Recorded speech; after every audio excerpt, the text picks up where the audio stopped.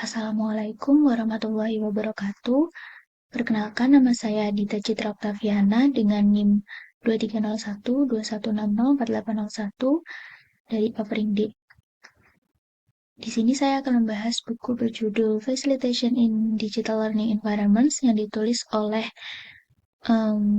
Klein Lalonde.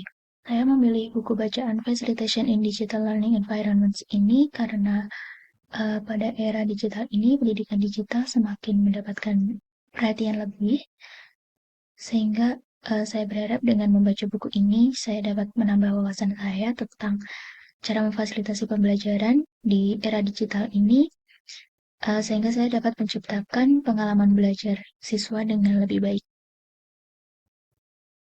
Baik, poin yang pertama yaitu alasan memfasilitasi online sinkronus. Jadi yang pertama yaitu aksesibilitas bagi para peserta. Jadi, dengan memfasilitasi online sinkronus ini, para peserta itu tidak harus berada di satu tempat yang sama. Mereka bisa mengakses pembelajaran di rumah maupun dimanapun. Lalu yang kedua, kesempatan interaksi real-time antara fasilitator dan peserta. Ini memungkinkan adanya sesi diskusi atau tanya-jawab antara fasilitator dan peserta.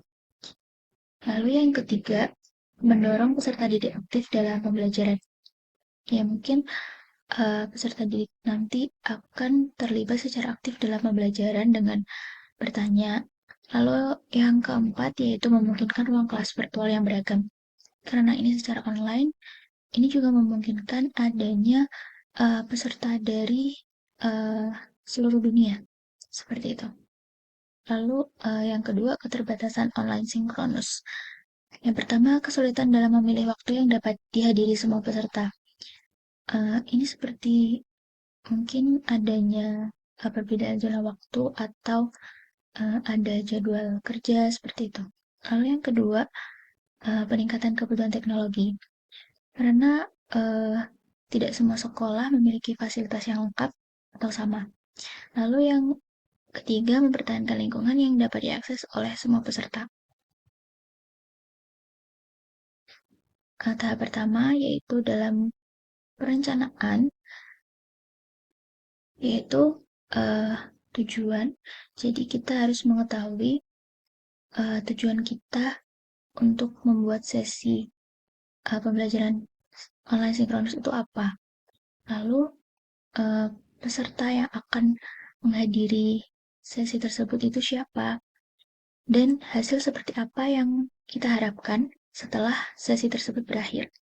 Lalu yang kedua, bekerja dengan rekan fasilitator. Jadi kita bisa bekerja dengan rekan fasilitator lain untuk membantu kita dalam memfasilitasi pembelajaran. Lalu yang ketiga, peserta. Kita harus mengetahui siapa sih peserta yang hadir dalam pembelajaran tersebut, lalu karakteristik mereka seperti apa, lalu jumlahnya berapa. Lalu yang keempat, ada hasil. Jadi, kita harus mengetahui hasil yang ingin kita capai setelah sesi tersebut. Lalu yang kelima, ada teknologi. Jadi, sebagai fasilitator, kita harus menguasai teknologi yang kita pakai. Misal, kita mau pakai Zoom nih, jadi kita harus menguasai, kita bisa gitu mengoperasikan Zoom tersebut dengan baik. Lalu yang kedua, merancang. Yang pertama itu keselarasan dengan hasil pembelajaran. Jadi tujuan dan hasil pembelajaran itu selaras. Lalu yang kedua itu menggunakan rencana pelaksanaan pembelajaran. Mungkin teman-teman tahu kalau setiap awal perkuliahan dosen membagikan RPS. Nah itu kan di situ ada alokasi waktunya, terus ada aktivitas-aktivitas yang akan dilakukan fasilitator dalam memfasilitasi pembelajaran. Lalu, yang ketiga itu membangun komunitas. Yang keempat, pembelajaran aktif partisipatif. Jadi, ini memungkinkan adanya partisipasi dari peserta entah itu tanya jawab atau diskusi. Yang kelima, mempersiapkan peserta.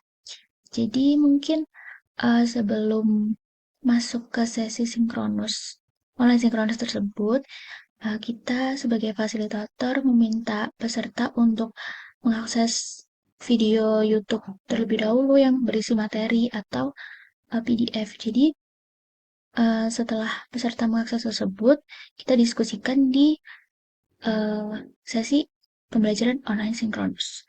Lalu yang keenam, mempersiapkan fasilitator. Jadi, kita sebagai fasilitator juga harus mempersiapkan diri. Kita harus mempersiapkan teknologi media yang akan kita pakai dalam uh, pembelajaran online sinkronus tersebut. Lalu yang ketujuh, pertimbangan praktis. Lalu di tahap memfasilitasi, yang pertama ada sesi memimpin. Jadi, sebelum peserta itu masuk ke platform yang kita tunjukkan, kita harus segera standby di situ. Lalu yang kedua, dalam pembukaan, kita bisa kasih salam hangat, sambutan hangat seperti itu. Lalu yang ketiga, pembelajaran aktif dan partisipatif. Ini masuk ke pembelajaran saat terjadi diskusi gitu-gitu. Lalu yang keempat, keahlian dan kenyamanan teknis. Ya, seperti yang saya bilang tadi, kalau sebagai fasilitator, kita harus bisa menguasai media atau teknologi yang kita pakai dalam pembelajaran. Lalu yang kelima, sumber daya visual dan teknis. Yang keenam, fasilitasi oleh fasilitator dan co-fasilitator. Yang ketujuh adalah penutupan. Nah, di penutupan ini, kita bisa menyampaikan ringkasan atau kesimpulan dari sesi online sinkronus tadi. Lalu yang terakhir, tindak lanjut. Yang pertama, kita bisa mengirimkan rekaman sesi. Jadi, misal ada poin-poin atau informasi-informasi yang penting yang harus diketahui oleh peserta didik. Setelah sesi berakhir, kita bisa mengirimkan rekaman sesi, rekaman ulang maksudnya. Lalu yang kedua, mengirimkan sumber daya tambahan. Misal, setelah pembelajaran, dosen itu mengirimkan PDF hubungannya buku ini sama memfasilitasi pembelajaran dan meningkatkan performansi manusia. Jadi, buku Facilitation in Digital Learning Environments karya Klein Lalonde ini membahas peran fasilitator dalam lingkungan pembelajaran digital dan bagaimana sih cara meningkatkan performa belajar dan performansi manusia. Buku ini juga membahas strategi dan teknik fasilitasi yang dapat digunakan untuk mencapai tujuan tersebut. Dengan demikian, buku ini memberikan kontribusi dalam pemahaman tentang bagaimana sih cara memfasilitasi belajar secara efektif dalam lingkungan digital dan dampaknya terhadap peningkatan performa belajar dan performansi manusia. Baik, sekian yang dapat saya sampaikan. Semoga bermanfaat bagi teman-teman. Saya Dita Citra Oktaviana. Terima kasih.